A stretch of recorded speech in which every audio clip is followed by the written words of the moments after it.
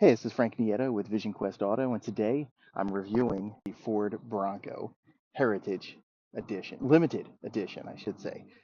Ford has a ton of trims with the Ford Bronco. Got the base one, you've got the Big Bend, um, you've got Outer Banks, all the way up to Wild Track. And then, of course, you've now got the Heritage Edition and the Heritage Limited Edition. And the big thing with this is basically the Heritage Edition is this old school look with even more the features involved. So when you see a limited edition with Ford, it's just top of the line. That is true with this car. This car has pretty much everything you'd want. It's an amazing car, amazing SUV, great looking SUV. But is it right for you? And how does it compare, most importantly, to the Jeep Wrangler? And now the Toyota Land Cruiser coming along as well. We're going to delve into those.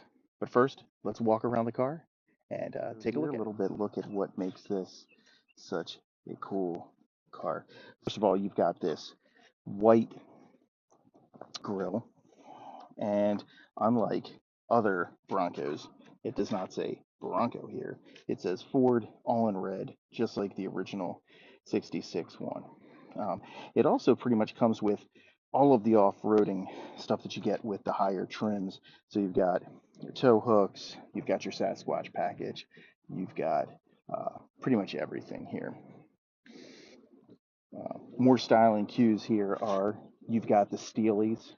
Now, the Limited gets these two-tone ones. So the regular Heritage Edition has all white, but these have black Steelies with the white trim around them. Again, I think these look a little bit better.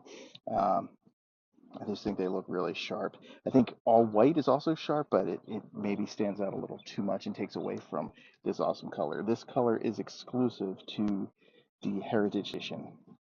Now, this is also not exclusive because you can get this scripting aftermarket and replace this, but this is the one way that it comes with that 60s script that says Bronco on the side instead of, the badge with the horse.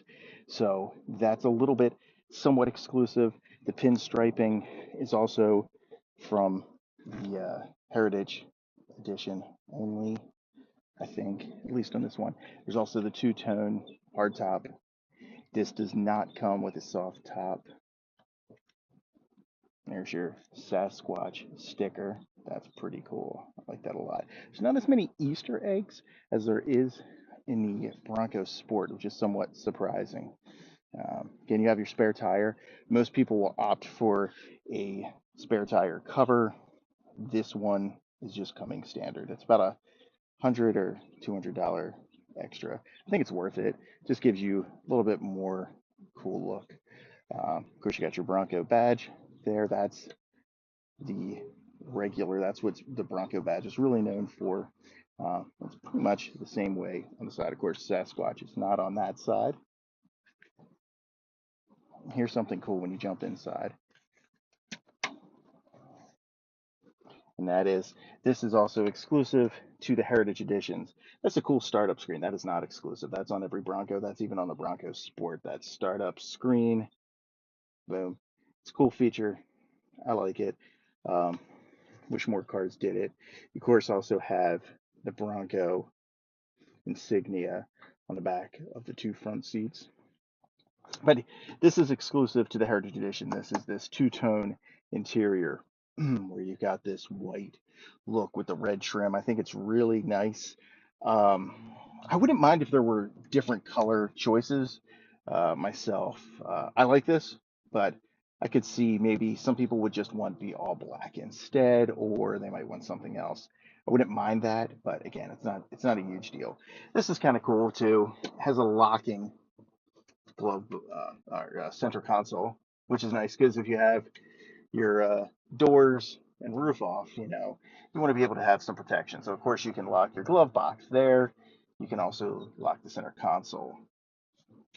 So that's nice. Here's your GO.A.T mode, and we'll go through those in a few more minutes. But that's the GO.A.T mode shifter, and there is the actual regular shifter.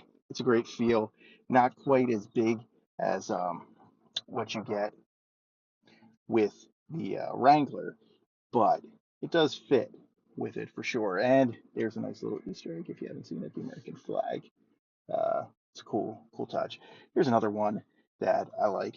It's, oops, not just the Ford badging. It is a pretty cool little badge made to look like the front grille of the Bronco. There we go. It's a better angle. It's made to look like the Bronco. You can see it says Dearborn, Michigan, Bronco established 1966, and it has that cool Bronco script as well. So it says Ford. I'm sorry, Ford Bronco, Dearborn, Michigan, USA, established 1966. Nice wireless charging pad. I don't have my phone shifting around there too much. It's pretty nice. Really big infotainment touchscreen. That's great. Um, yeah, really nice features here. I'm going to take you into the back.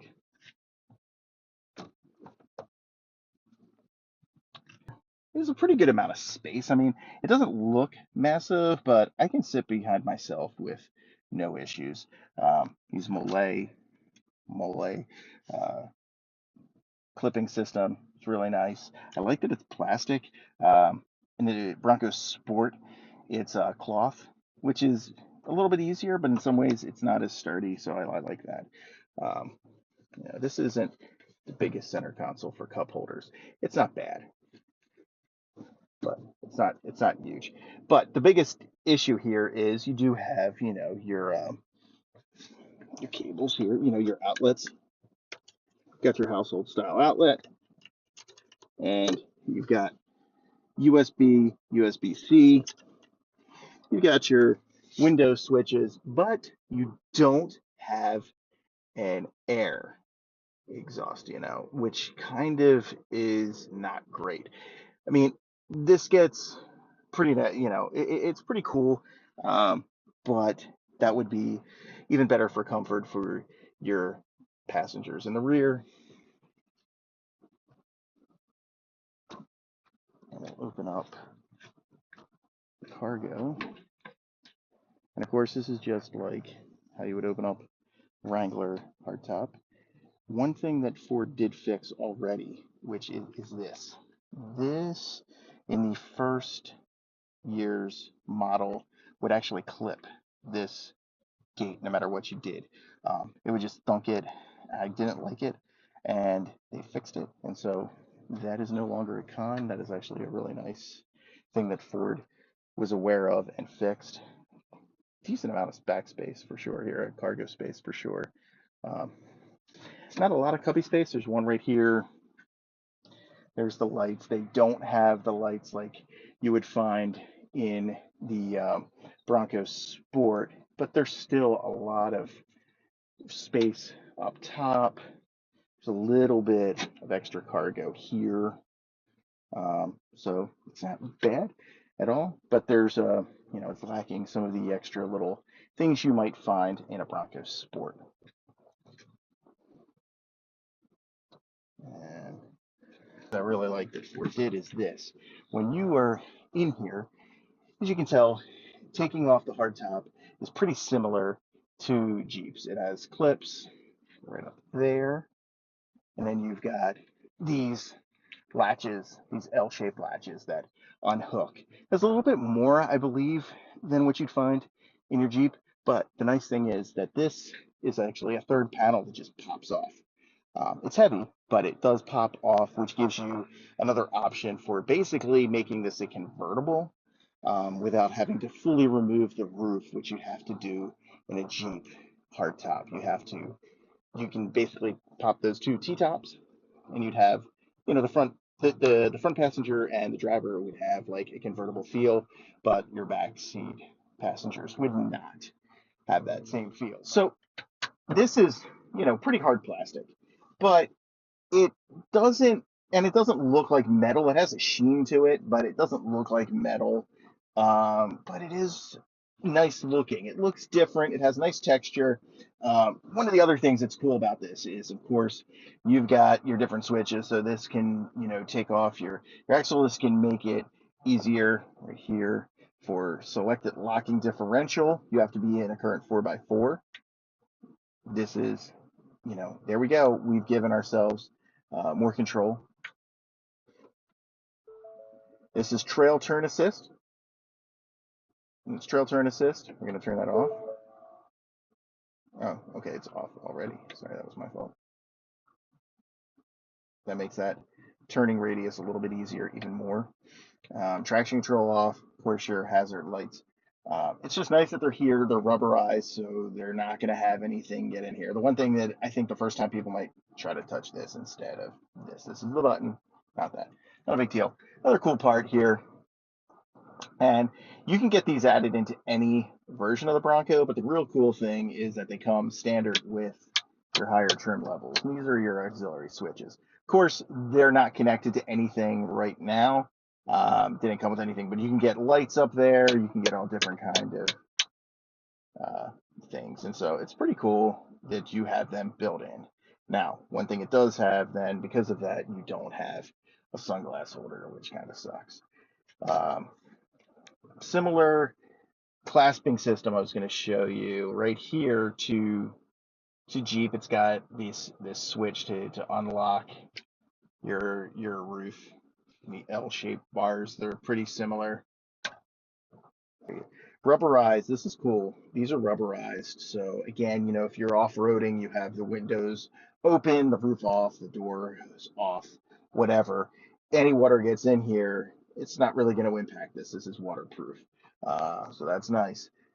However, you know, you do have leather seats. I've often wondered, you know, like if you're really going to be doing that, do you need the leather seats? But hey, I guess that maybe they're somewhat waterproof. I don't know.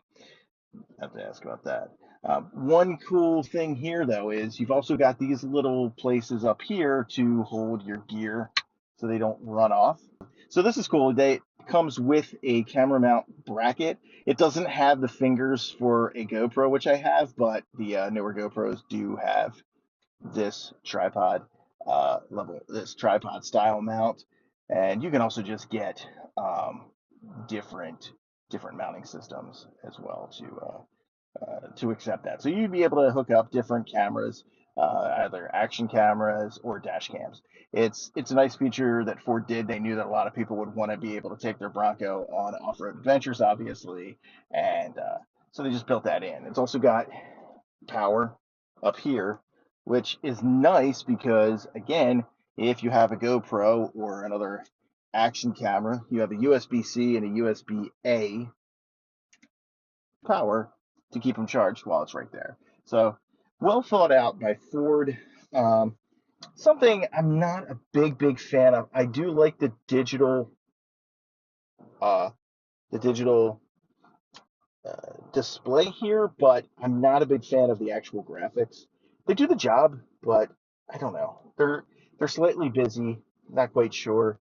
It's a minor issue with me. And you know, you can get to all your different features. Like here's your off-road. It can give you all different kinds of information here. So it is nice in that sense. It has a lot of information for you, but I just think it's slightly busy. Two, it comes with a Bronco badged toolkit for basically taking your doors and windows off, or not windows. This does not have the window come off like a Wrangler, but you can take off the roof, the back of the roof, so you can fully remove the roof, and you can remove the doors with these tools, and you can also store them in here. So well thought out, nice job. I mean, obviously Jeep did that first, but it's still a nice feature. One thing, this is what I was saying, this is my biggest con with this car, is actually this. So when you, let me get a better angle here so you can see what I'm talking about. It's easier when you're exiting, but when you're entering, this window kind of gets caught because it's got that frameless look. See how it shakes? Goes back up, no problem. When you're coming down, there's not really a weight. You can do what you want, but there's going to be a slight hesitancy with it, and because of that, it's really kind of annoying. It would be nice if you put your hand in here and it would start to just kind of roll that window down that little bit to not catch it, but otherwise it just shakes. It's not going to do anything, I mean, but I just don't like it. I'll show you what it's like when you're exiting. It's far easier to do. You can time it here. Let me make sure you got the right angle here. So you can hold this and then do that. You can wait a second because you're pushing it open. But when you're pulling it open, you don't have quite that same level of control. And so the door just basically shakes when you open it. It's not a huge deal, but okay, we're going to take you through the G.O.A.T modes. Here's the G.O.A.T mode shifter. We're going to take you through this. So first mode here is normal, and obviously that's just for everyday use. You got your two-wheel drive in that one. And you've got the regular Bronco logo up there, and that little kind of looks like a bookmark on the you know, the way that you turn a page, up in the upper left-hand corner there. Shifting, you've also then got eco mode. That's obvious for better mileage. You've got the little leaf in that corner. And this is slippery, and it's shifting to four-wheel drive for you. Put it into four-wheel drive automatic. Had the little slippery graphic, which was kind of cool. And then it's got the ice, the water, and then a slippery traction. Mud ruts, obviously that's for different off-roading. It's shifting. It's turned off the bar here. It's disconnected the bar, I should say. And then you've got your tree, and it's just showing some wildlife up there in that upper left-hand corner. This also then turns on your camera, gives you your trail to show how to back up. It's a different look for its off-roading one. And then it says off-road use only, which is kind of nice. And we get sand, self-explanatory. You also got the little graphic with the sand. And off-road use only, and you've got a cactus and some sand. Yeah, pretty nice. Nice to remind you what mode you're in. Baja mode. This is for basically sand racing, dune racing. So you've got a little flag for racing, a cactus, and it says off-road use only. Same thing is still there. And we've got rock crawl, and this is for slowing. Nice thing is it says it's telling you how to, that you should shift into low mode. So I want to just show you that. You put this into neutral and hit that button there. It's blinking for you. And now it's all connected. It's ready to rock crawl. I'm in a parking lot, so this isn't really going to do anything. But it does have that rock, those rocks there. Put this into park. All right, it says off-road use only. We're gonna switch this over then from rock crawl. Whoops, I went the wrong way. Rock crawl, and that's the last one. So we're gonna go all the way back to normal, and it's telling me then to put into neutral. And everything else, put it all back in. Well, everything's back. So it's a pretty cool feature. It's really nice. It's easy to use. There's not multiple shifters. It does everything for you. It's all button based, so really cool. Good job by Ford. So the first thing you notice when you're driving the Bronco here is how much it's similar to the Wrangler. Obviously, it's got a high lift height. You're way off the road. You feel capable of being able to do anything.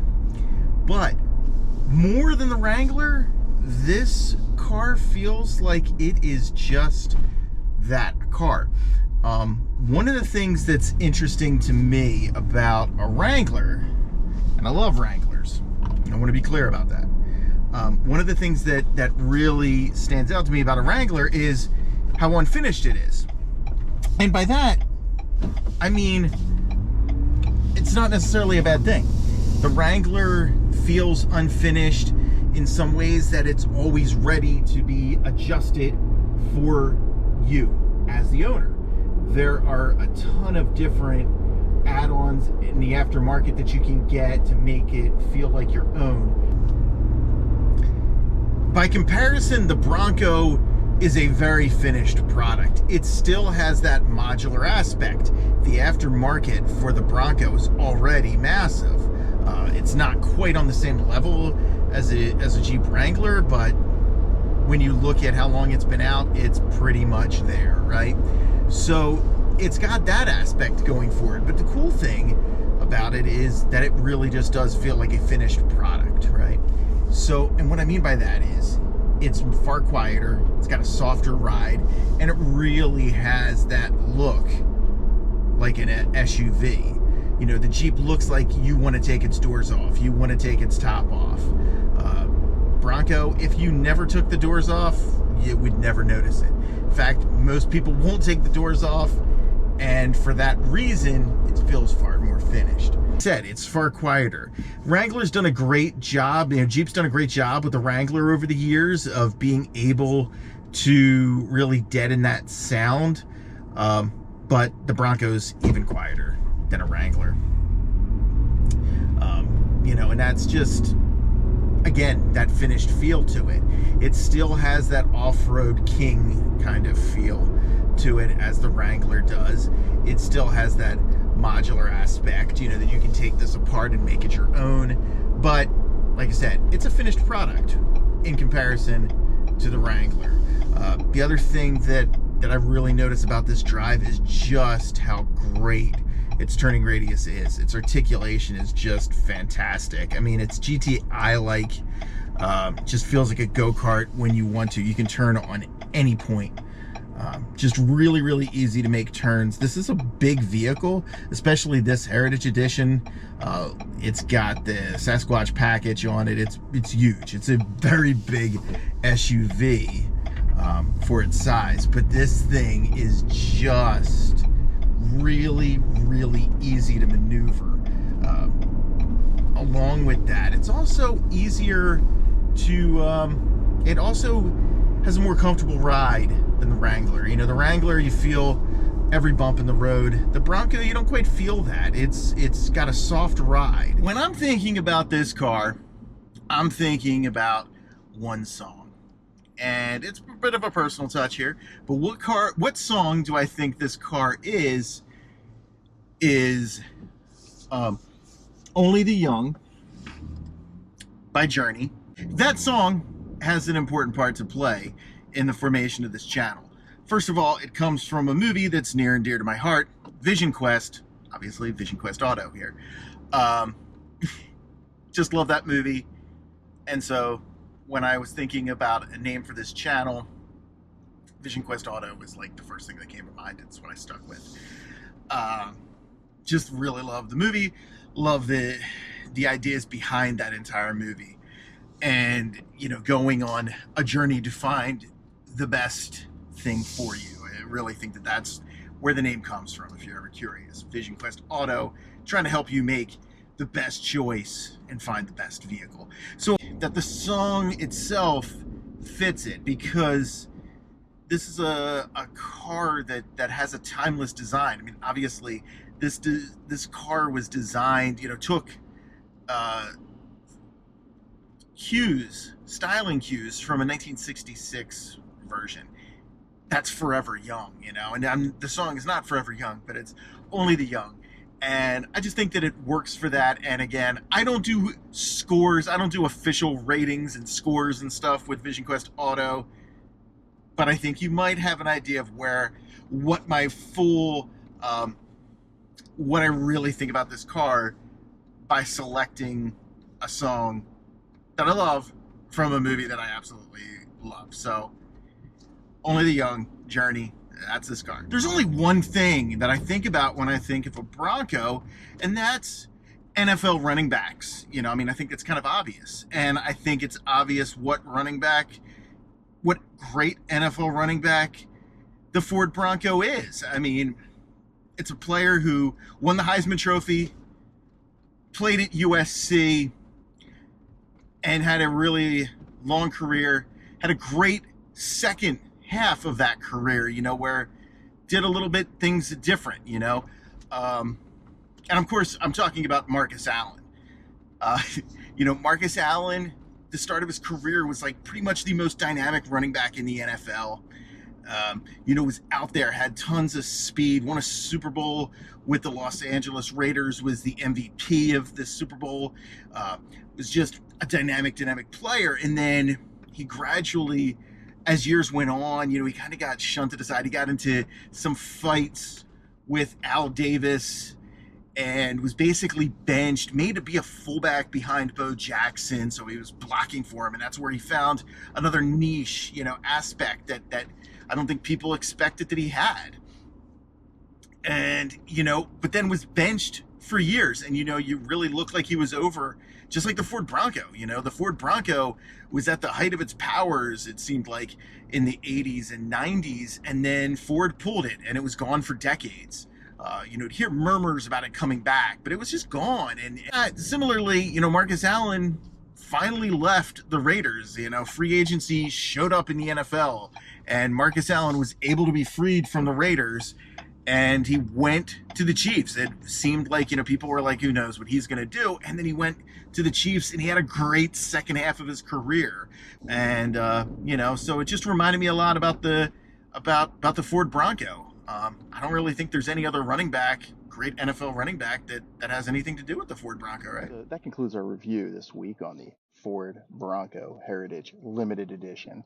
I want to thank you for watching. For Vision Quest Auto, I'm Frank Nieto. Please like, share, and subscribe if you haven't already. You can follow us on Twitter, X.